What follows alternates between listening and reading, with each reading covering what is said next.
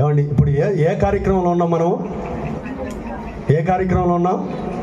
తండ్రి గారి యొక్క జన్మదిన వేడుక కార్యక్రమం ఉన్నాం కాబట్టి సంతోషంగా ఉండాలని అండి, మళ్ళీ వేరే విధంగా అనుకోకండి మీరు.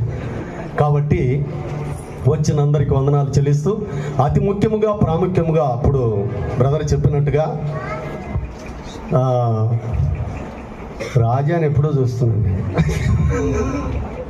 ఇప్పుడు నాకు ఒక ప్రత్యేక బ్లెస్సింగ్ కావాలి. అయ్యగారండి, మీరు రండి రండి. తండ్రి గారు ఇప్పుడు ఆ బ్రదర్కే కాదు, మాకు తండ్రి సమానులు. వారిని నా మాటగా నేను ఏదో దీవించడం అంత వయసు నాకు లేదు, కానీ వారి ఆశీర్వాదం నాకెంతో ముఖ్యమైనది, ప్రాముఖ్యమైనది. ఇప్పుడు 70 ఏళ్లలో బ్రదర్ చెప్పినట్టుగా 20 ఏళ్ళు ఉన్నట్టుగా ఆయన కనిపిస్తూ 40 ఏళ్ళు 30 ఏళ్ళు లోక ప్రయాణం, 10 ఏళ్ళు విశ్వాస జీవితం, 30 ఏళ్ళు సేవ కృషివలుడుగా దేవుని పని చేస్తూ ఈ ప్రాంతం ఇంతమంది దైవ సేవకులు ఇంత గొప్ప సాక్ష్యం ఇస్తున్నట్టు మామూలు విషయం కాదండి ఇది.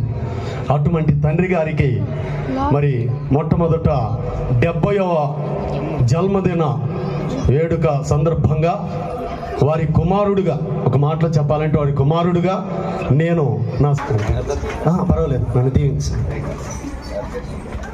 దేవుని స్తోత్రం కలుగును గాక.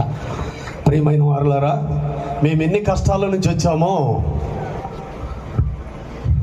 అది బ్రదర్కి తెలుసు, నరేంద్ర కుమార్ గారికి. ఎందుకంటే మొదట వారే పరిచయం మాకు, మా అన్నగారు దైవజనులు మోజేసయ్య గారి ద్వారా. ఆ తర్వాత తండ్రి గారు కుటుంబంతో పరిచయం అయింది. ఇప్పుడు